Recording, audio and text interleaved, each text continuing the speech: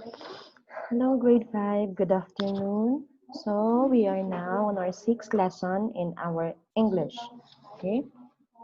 So I want you to get your book in English and turn your book to page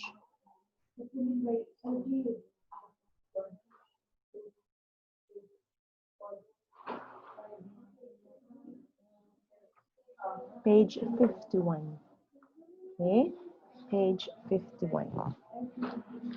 So, Little Goody Two Shoes, Part 1. That is the title of the story that we're about to read later in our lesson, in this chapter.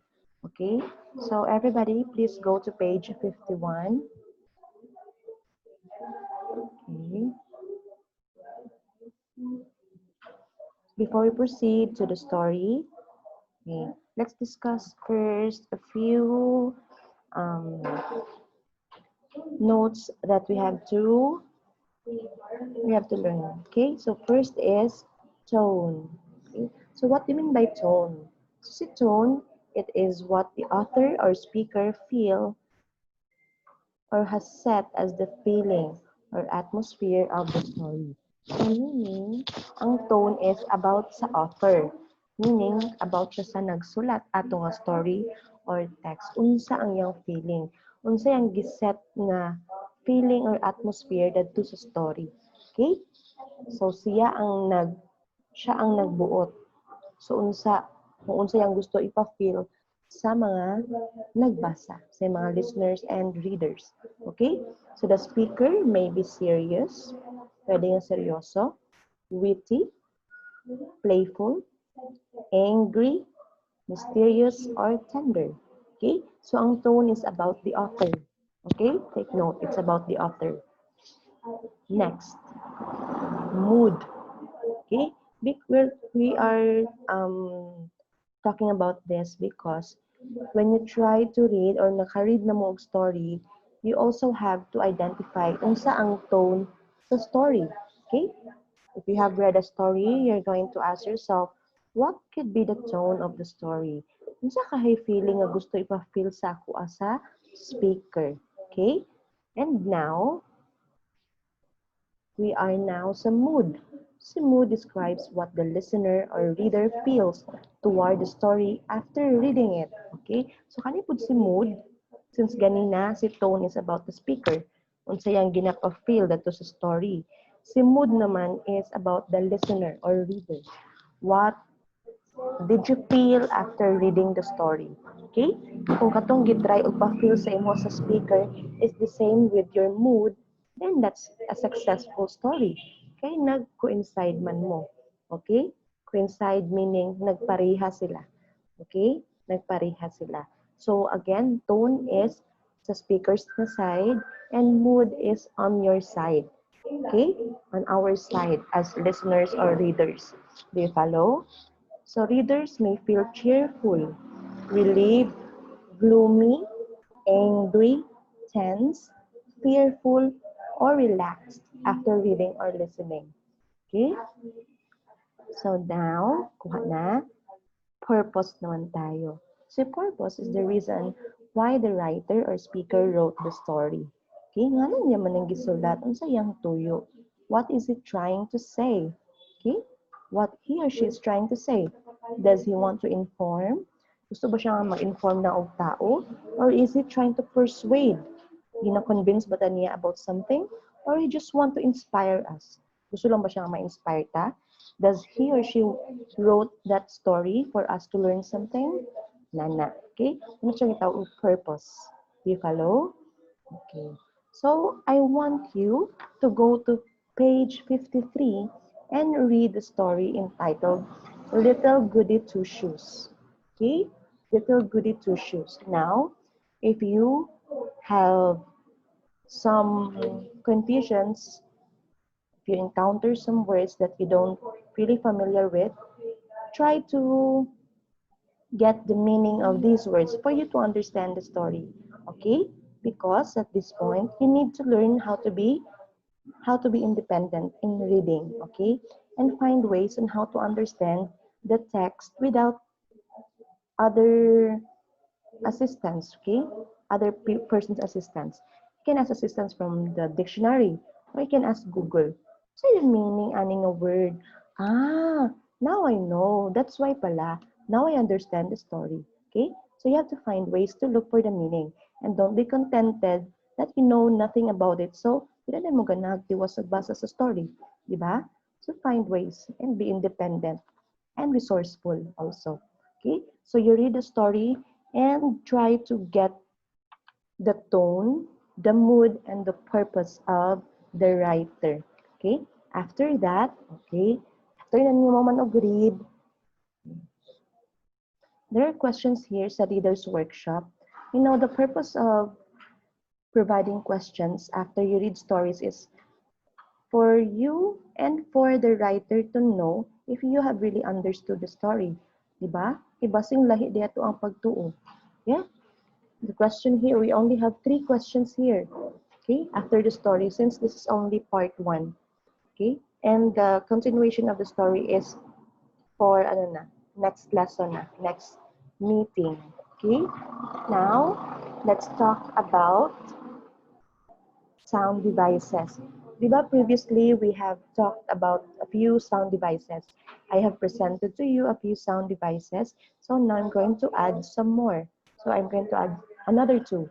Okay? So let's start with simile. Actually, this is found on page 55.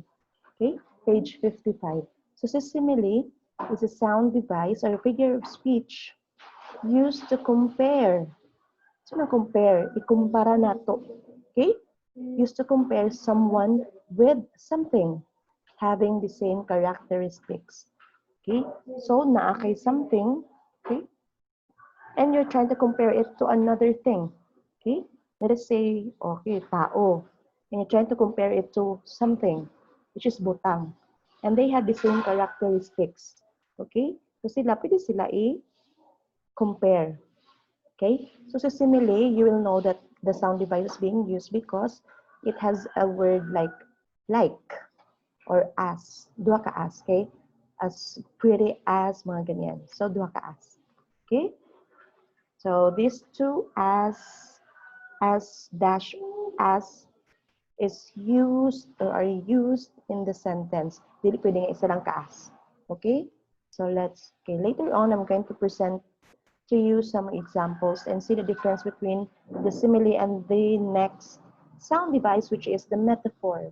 So can you see metaphor? This is a sound device where you make a direct comparison and do not use like or as. Okay? So, unsa lang difference duha ni simile? Si simile nagamit og like o duha ka as. Well, sa metaphor, direct ang yang comparison. Wala daghang storya. Direct na siya. So, it doesn't use like or as. Okay? So, let's see some examples here and see the difference between the two.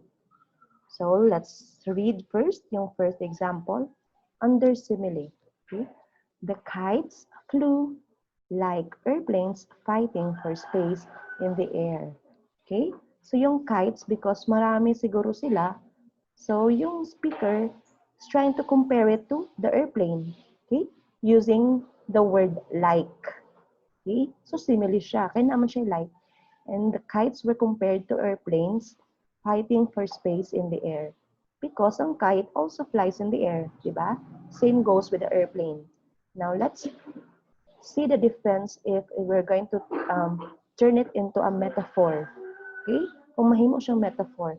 Actually, these examples here are only under simile, but I tried to change the sentence and turn it into a metaphor for you to see the difference. Okay? So it's found on page 55. So shall we continue? So in number 1 in metaphor, okay, instead nyo na siya like, we use a direct comparison. Direct na siya. So it turned out to be the kites or airplanes fighting for space in the air. Okay? So wala na siya R. Ay, wala na siya like. Okay? Direct na siya. Instead nga, nagamit og like, si kites, nahimo na siyang airplane. Giparihan na siya sa airplane. Fighting for space in the air. Nakuha? I hope you get the point. Okay? So number 2. Under simile. Eating watermelon is as good as drinking water on a hot day. So as you see, we use itong dalawang as. Okay? As good as. Okay? Eating watermelon is as good as drinking water on a hot day. So si like ug si as, the same lang yan sila. Okay? They both compare two things. Okay? So if you're going to turn it into a metaphor, it will become eating watermelon is drinking water on a hot day. Okay?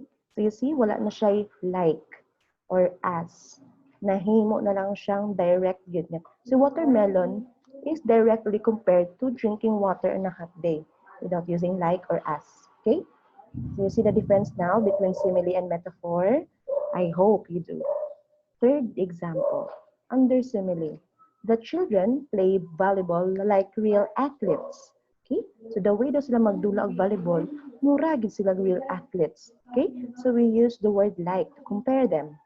Now, if you're going to turn it into a metaphor, it will become the children playing volleyball are real athletes. Okay? The children playing volleyball are real athletes. Nahimo na gid silang real athletes. Direct comparison na siya. Okay? Let's move forward. Number 4, under simile, she danced like a swan moving with the wind. Okay?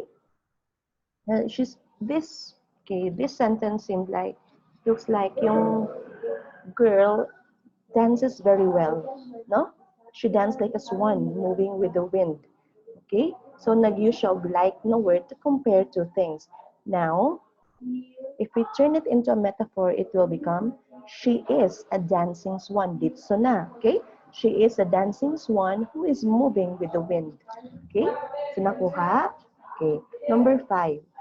Summer went by like a breeze. Summer went by like a breeze. So nagamit siya og like. Okay? Nagamit siya og like. If we turn it into a metaphor, it will become, this summer season is a breeze. This summer season is a breeze. Okay? This summer season is a breeze. Ano man?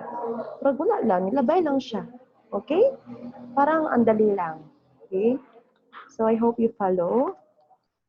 Okay? Clear na ba? Again, sa simile, na siya like and as, while sa metaphor, wala. Okay? Direct siya ang comparison. Now, let's move forward to our main topic, which is yung second na kind ng conjunction, which is the correlative conjunction. We are done with yung, ano nga ba yung isa? Yung may fanboys. Ano nga yun? Can you still remember our lesson last time? Yung fanboys. The other coordinating conjunction. Okay? So, si coordinating conjunction, yun yung fanboys. Fanboy stands for, ano nga? For, and, nor,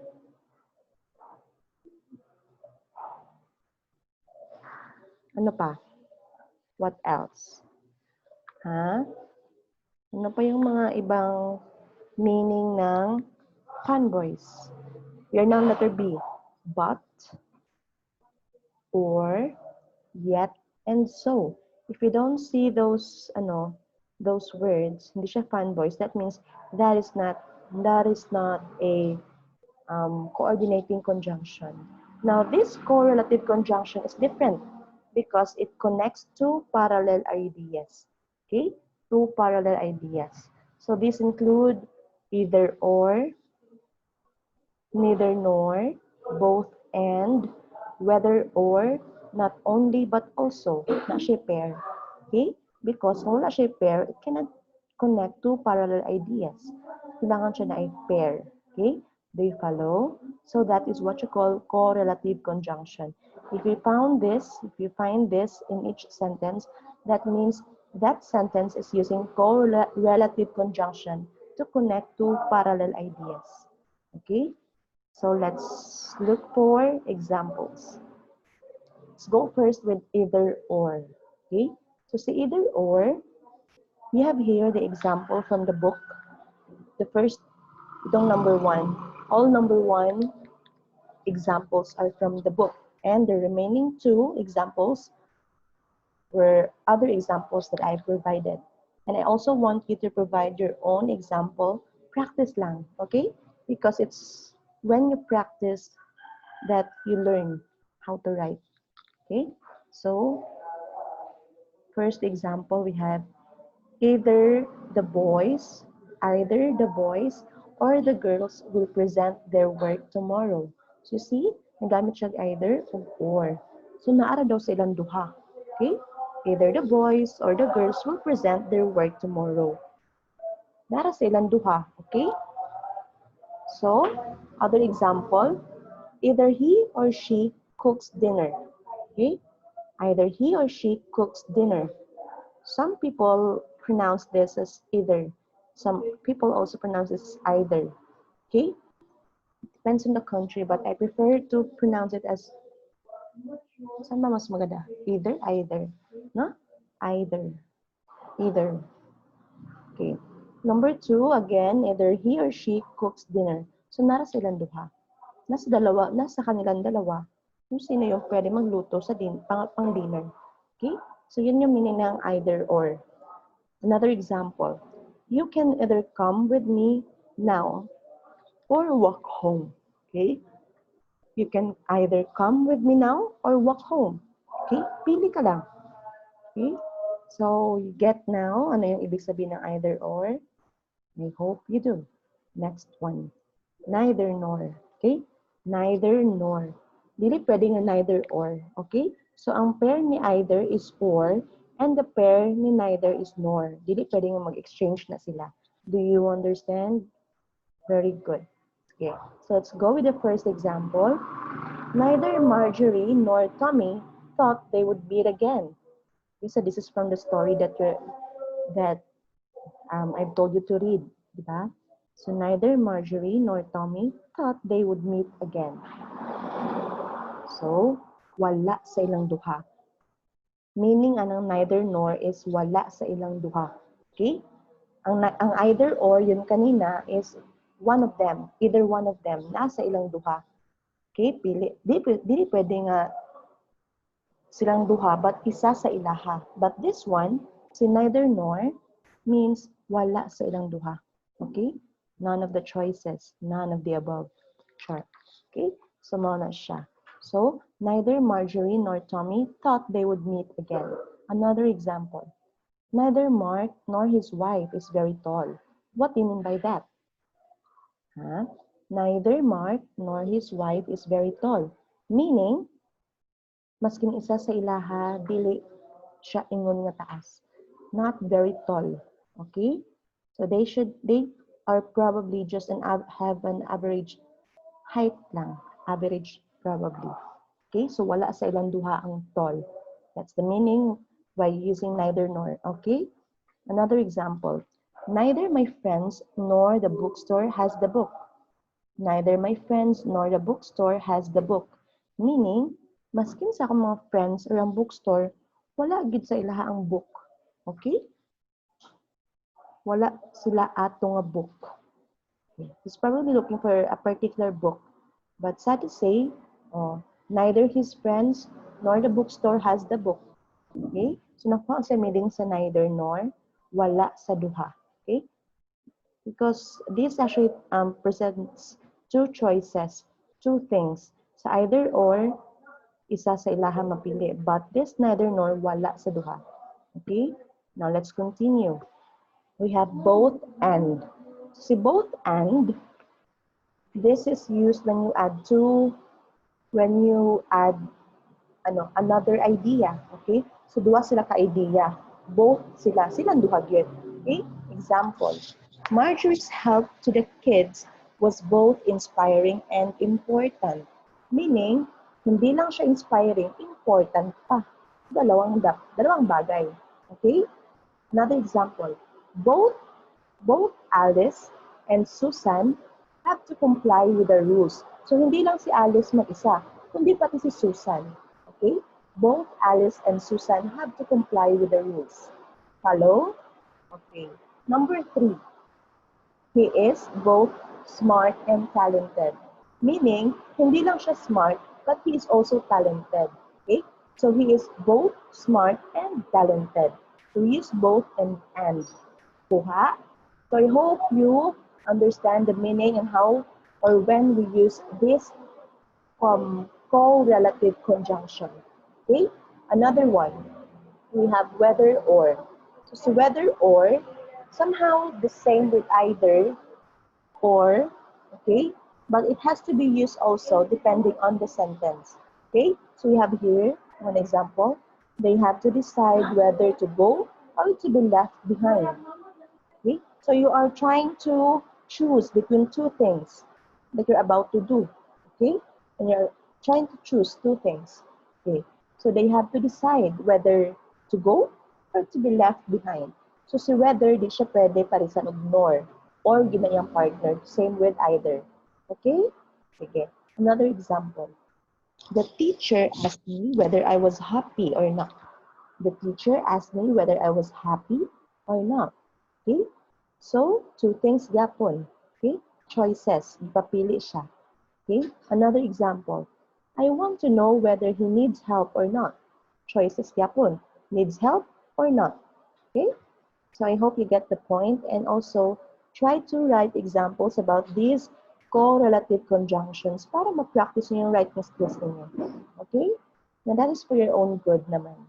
So next we have not only but also. Not only but also.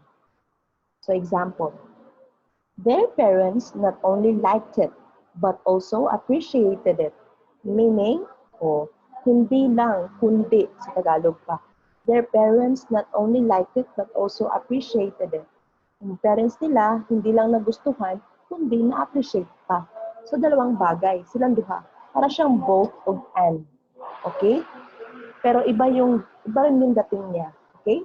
Their parents not only like it. So, meaning, nagustuhan nila, pero may isang bagay pa. There's another thing being added. Okay? So, aside from they like it, they also appreciated it.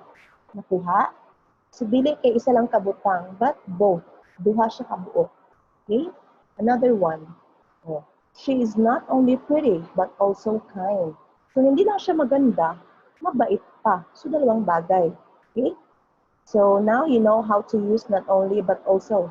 Okay? Yan yung gamit niya. You are presenting two things. May isang bagay, tapos you added another one. Okay? She is not only pretty, but also kind. Diba? Another example. I like not only Blackpink, but also BTS. Okay? So meaning, hindi lang si Blackpink yung gusto ko, kundi pati si BTS. So yun yung meaning ng not only, but also. Kuha? Okay. So you like two things, you are trying to present two things, okay? Hindi lang isa, kundi nag-add ka ng isa pa. Dalawa na sa lahat. And you use this correlative conjunction, okay, to present that. Okay, so I hope you understand, and I hope that, okay, if you have questions, you know where to reach me, okay, you know where to reach me. And also, you have here some activities that I want you to answer. So here, answer activities A, B, and C on page 58. Okay, yan lang. This is very short, so I hope you can answer this. And don't leave your books blank when you pass them. Okay? So ito siya. Answer activities A, B, and C on page 58. And that's it. Okay? And I want to tell you na okay, I'm going to send na lang sa GC natin yung another entry nyo for third week natin. Entry number 3. I'm going to announce it later. Okay? So, have a good day, grade 5, and I hope that you enjoy answering. You know, when you answer, just put a big smile on your face so that magaan yung pag-answer nyo instead of just frowning. Okay? So, that's it. I hope that you have learned something. And don't forget, mga simple na mga notes na shinare ni teacher kanina. Okay? Have fun and have a good day. Thank you.